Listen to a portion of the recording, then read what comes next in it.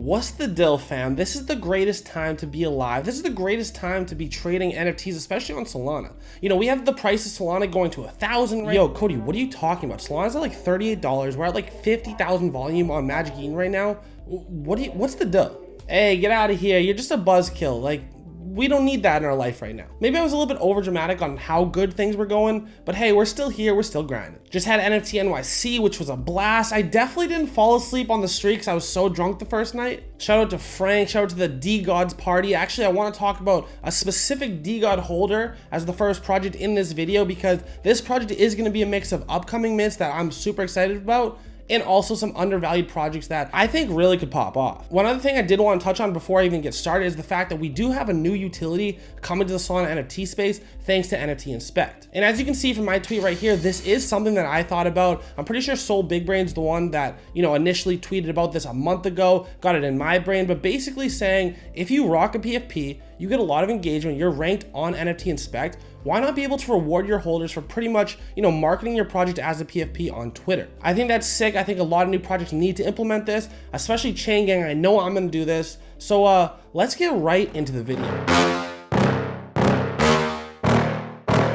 I said there was a specific D-God holder that I wanted to talk about right out the gate, and that's Urkann. And that's because we got Degen Sweepers coming out the gate. It was dope hanging out with the D-God squad. Like, this is a different type of holders, but Urkann might be different than all the rest. My man basically coined his own term called the Irkaning, when somebody just randomly goes and sweeps the entire floor of a project, because he's been known to do so on projects such as D-Gods and other big projects where you need a lot of money to be able to sweep those floors. He's basically monetizing his brand of the Urkann army to put that brand to work. Let me just read a little bit of what they're planning on, how they're trying to change the game and try to be a little bit different. So Degen Sweepers don't believe that NFT projects need to be just a brand or just a utility project, and they're going to change the thought process around this. Irkaning utility? Yes. Tangible IRL utility beyond just this bear market that we're currently in? Yep. Staking rewards? Abso-fucking-lutely. Access to the legend himself? You bet, Anon. I know this might sound like another brand project, but this is Urkann, a big player in the space that isn't really likely to go anywhere anytime soon. This man has giant bags, and really, I can't see him trying to tarnish his reputation over a quick mint sellout. This project is still in its early stages. We don't have mint price, mint date, anything like that quite yet,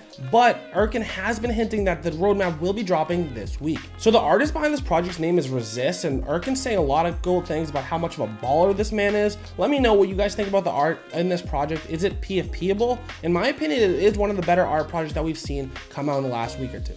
Obviously, the Brom attribute is a nice touch for the Urkann army, you know, the floor sweepers, so that's cool. The next project that I want to talk to you guys about is Cheddar Block Games. And before we get too deep in the weeds on them, let's do two things. First of all, let's tell you guys that I'm not a financial advisor. Anything that I say in this video is not financial advice. What I need you to do right now is pump the floor price on that like button. So we got Cheddar Block launching on the Magic Eden launchpad on July 6th. We had a collection size of 5,000 and a mint price of, I don't know, why are you asking me? You know I don't got all the information. Cheddar Block isn't just a game, it's more of a gaming platform for play to earn. Users can compete in a variety of skill-based games to earn rewards. This is a crazy comparison, but kind of think Fortnite on the blockchain. Users can roam around and engage with each other in the Cheddarverse, similar to like The Sims or Club Penguin. Users can pick up NFTs, find hidden loot and treasure, find and pick up the Cheddar token, play mini games. They can even interact with each other and their environment. They're also really doing a big job to try to onboard esports teams, and that could be a big play right there. Kind of like team versus team on the platform. They're gonna have two game types, basically play to earn, where you play for free and try to earn money doing so, but they also have pay to play, which basically is for us degens. There's an entry fee required to play against other users, but it's kind of higher risk, higher reward. The team's goal is to be the go-to platform for fun,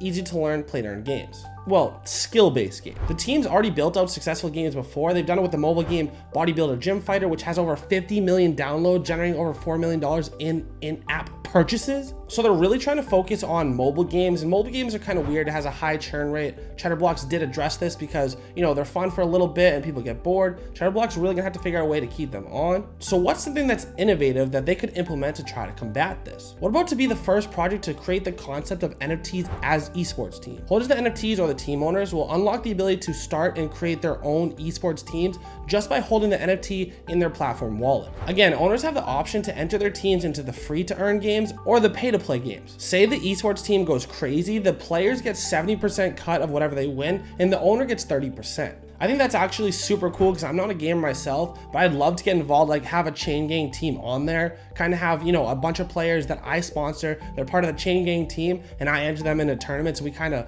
run shit. And another thing too, like we don't really talk about art too much with these play to earn games because it's not really that big of a deal, but for a play to earn game NFT, I actually do fuck with this art. What do you guys think? One of the first game types that's going to be available is they already have a 5v5 multiplayer shooter game similar to Fortnite that you can play right now. Well, you can play it once the game launches and once the NFT drops, you know what I'm saying. Go ahead, check out some sneak peeks, check out this trailer, and let me know what you think down in the comment section below.